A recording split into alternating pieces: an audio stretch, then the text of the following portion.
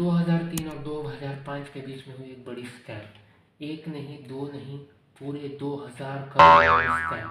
आइए जानते हैं कैसा हुआ। तो 2003 और 2005 के बीच में 2003 और 2005 के बीच में अब्दुल करीम तेलगी ने एक ऐसा स्कैम चला, इतना बड़ा फैक्ट्री खोला जिसमें नकली कागजात, नकली पेपर और यहाँ तक नकली स्टैम्प पेपर तक भी बिकते थे।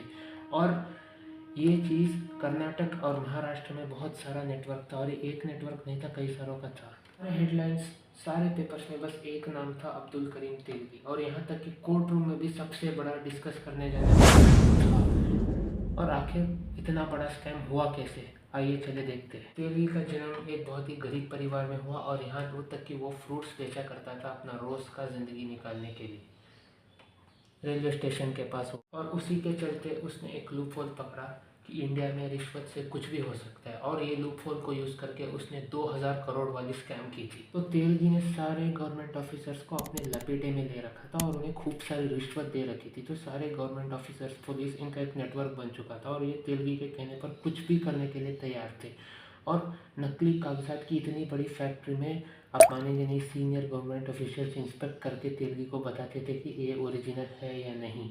और इस बड़ी सी फैक्ट्री जो बनता था, बाहर से कुछ और था, अंदर से कुछ और था।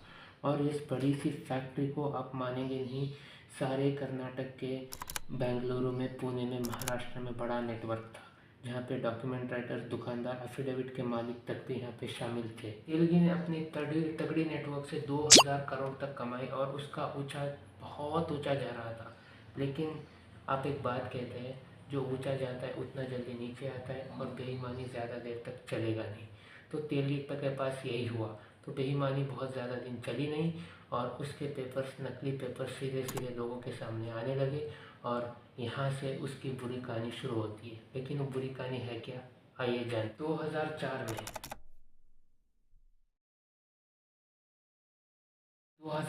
में एक स्पेशल टास्क फोर्स निकला, जिसमें सारे तेलगी का स्कैम्स वहाँ पे एक्सपोज हो गया, और उन्होंने सारी मैप लगाई और लोकेशंस मार्क की, खासकर पुणे, बेंगलुरु और कई महाराष्ट्र के प्लेसेस में।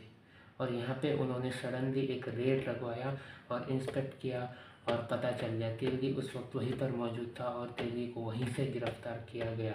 और गिरफ्तार करने के बाद कोर्ट में उसकी पेशी हुई। अब जेल जाने के बाद तेलगी की हालत पहले जैसे नहीं रही, और उसको हाइपरटेंशन हो गया, डायबिटीज़ हो गई, मेनिंगाइटिस हो गई, और बहुत बार बीमार पड़ता रहा। तो जेल के जितने भी टर्म्स है उसने हॉस्पिटल में ही बिताए।